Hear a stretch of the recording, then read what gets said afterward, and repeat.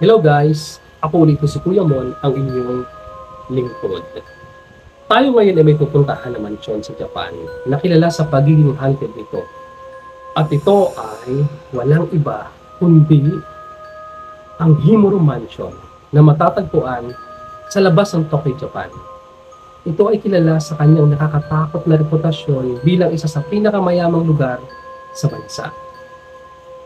Ayon sa alamat, ang mansyon ay naging saksi sa mga nakakakilabot na ritual na isinasagawa ng pamilya Himuro na nagresulta ng maraming mga kahindik-hindik na pagkamatay at paranormal na mga pangyayari.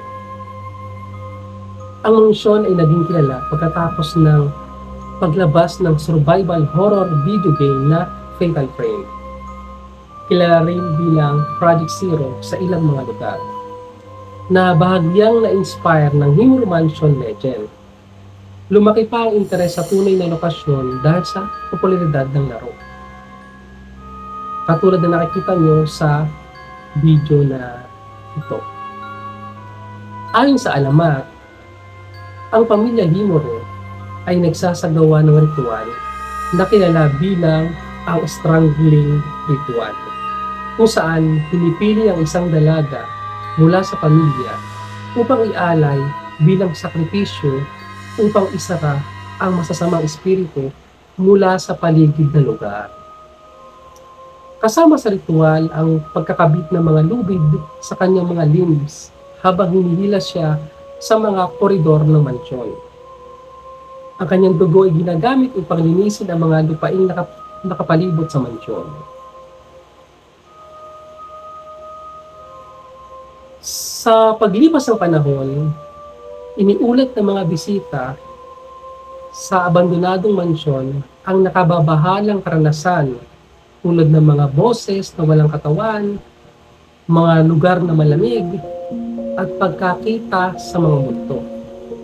May ilang nagsasabing nakapagkuha sila ng paranormal na aktibidad sa kamera, kabilang ang mga hindi maipaliwanag na mga orbs at mga aparisyon.